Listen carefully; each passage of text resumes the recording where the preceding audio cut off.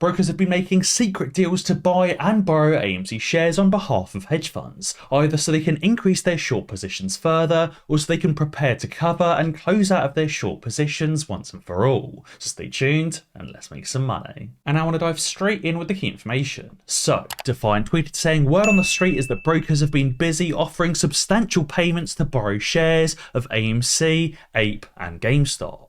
He said, I'm running a survey here. If you've been hit by your broker to loan shares out in the last few days, please tweet your broker name and the stocks inquired upon. Now you may say, hang on Tom, that sounds like a lot of trust me bro. That sounds like you definitely don't have a source for that. But trust me guys, I came prepared with some screenshots. Dave Murphy received this screenshot or this message from Charles Schwab. It says, below is an example for illustrative purposes of securities in your account that are in demand for the securities lending fully paid SLFP program. And it contains an estimate of the interest income it could generate. Due to market conditions, the interest rates and demand to borrow may change at any time. For questions on the amount of money you could receive, please contact the securities lending team at this phone number.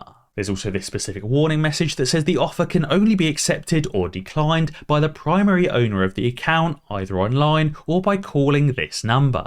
Charles Schwab and many other brokers are actively approaching customers holding AMC and Ape in their account in order to borrow their shares. Fidelity also messaged VJ902 directly, offering a flat fee of $1,500 a month to lend his AMC and GameStop shares. Many other users have also been receiving emails and calls from both Schwab and Fidelity and some other brokers as well in order to borrow their shares and securities. Now there's a reason why brokerages are ringing around the houses and trying to make secret deals to borrow shares, and it's because these shorts are absolutely desperate for more shares. The AMC cost to borrow average fee has just increased to 42.15%, not the cost to borrow maximum, but the cost to borrow average. The cost to borrow absolute minimum is also at 21.7%, which is a massive increase from pretty much every other figure we've seen so far this year. Now the cost to borrow maximum, while not as important, is also reaching all-time highs at 357% per year. It's crazy just how desperate some of these shorts are to locate and borrow AMC and Ape shares, willing to pay 357% interest per year. You may say, Tom, 357% interest per year isn't really that much of a big deal. It's only 1% per day if they're only borrowing these shares for a singular day. But don't forget, AMC has remained at 100% utilization for nearly 200 trading days so far this year.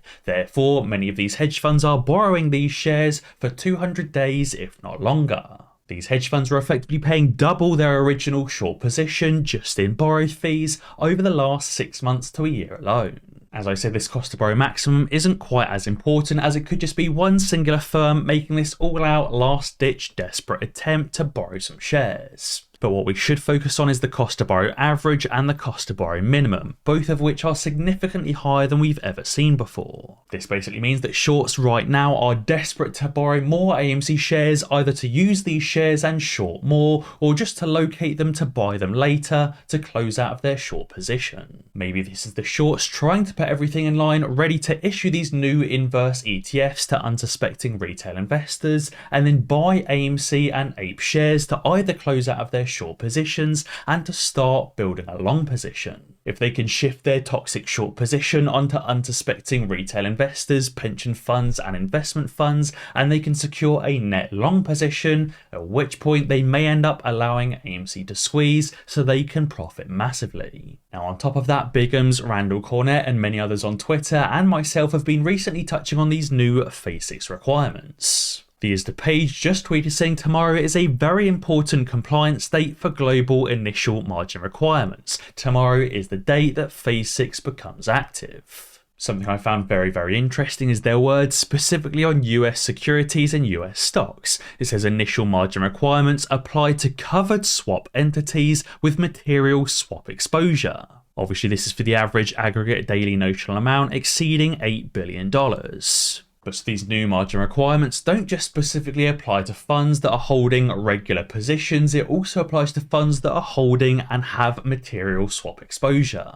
Therefore, for these funds that aren't specifically holding the shares or the call options or the put options, but they're holding swaps with another firm or another fund, it still impacts them. Any fund that does have exposure to swaps still has to meet these new margin requirements and still has to have billions of dollars of additional cash on hand. Now, on top of this, I spoke recently on the channel about why issuing new equity or diluting the stock is a bad idea for companies like AMC, GameStop, Bed Bath & Beyond, and many others. Jim Cramer was recently live on CNBC practically begging Bed Bath & Beyond to issue new equity, and guess what happened? Citadel Air tweeted saying Bed Bath & Beyond shares dropped after the retailer turned meme stock, said in a filing it would sell shares of an undisclosed amount. As a result, the shares in Bed Bath & Beyond tumbled 19% in pre-market and up to 25% in the pre-market trading, and was down 20% on the day today as well. You may know that over the last week or two, Bed Bath & Beyond was running up once again and looked like it had the potential to start the squeeze. It was at this time that Jim Cramer was live on CNBC begging the CEO of Bed Bath & Beyond to issue new shares and to dilute the stock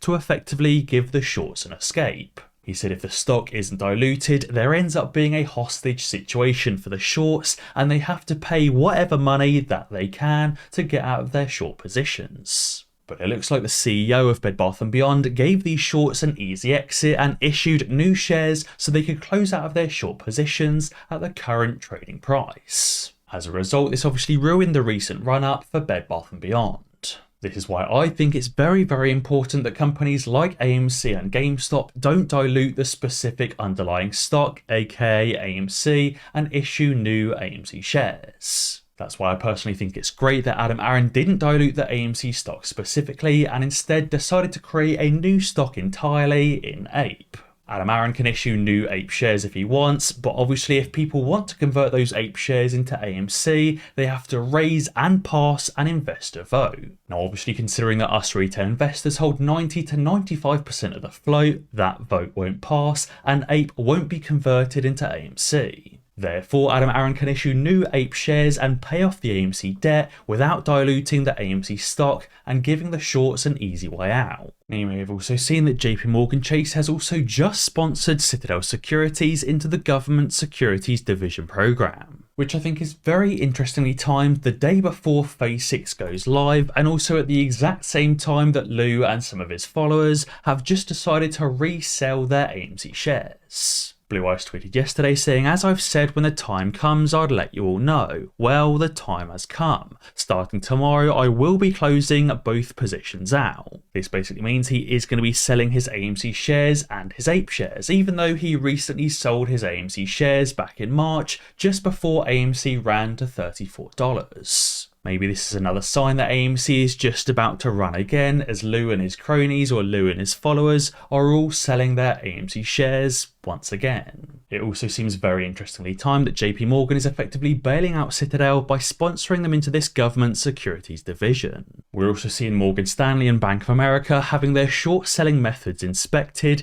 in South Korea. Now obviously while this is happening in South Korea, not happening in the US or the UK or in Europe, I don't think it will be long until this investigation is moved over to the US as well. If the South Korean regulators are investigating Bank of America and Morgan Stanley and they unearth some sketchy practices to do with their short selling methods, it won't be long until the Department of Justice are investigating as well. We know the Department of Justice has been on a bit of a rampage over the last year, performing tons and tons of investigations specifically into these major banks. We know they've also been investigating short selling, and if it turns out that in South Korea they've been abusing the practices and abusing the methods, then I don't think it will be long until the Department of Justice performs the same investigation.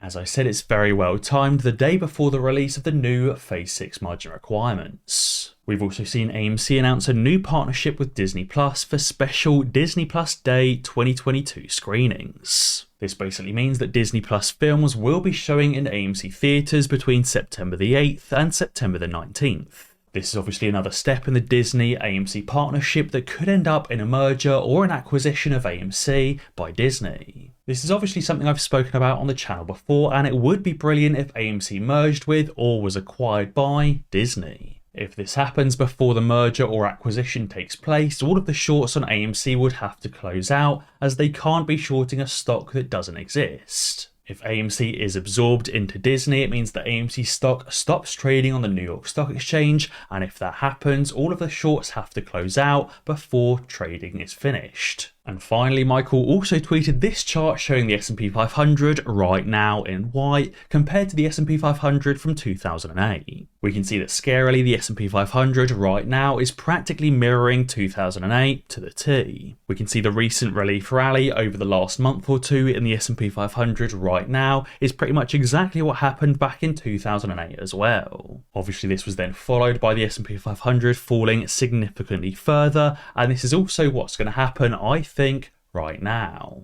Over the next few weeks, I do expect the market crash to continue. I do expect these hedge funds to struggle more and more. They will end up reaching their margin thresholds and being margin called, and many hedge funds will be liquidated. This will happen as the US, the UK, Europe, and potentially the rest of the world all enters a recession at practically the exact same time. Technically, the US is already in a recession as we've had 2 straight quarters of negative GDP growth. But obviously as this market crash continues and as more and more hedge funds get liquidated, these hedge funds being liquidated will be forced to sell off their shares and forced to close out of their short positions. Ultimately, this market crash will lead to the AMC and GameStop and many other meme stocks squeezing. But guys, be sure to let me know what you think down in the comments below.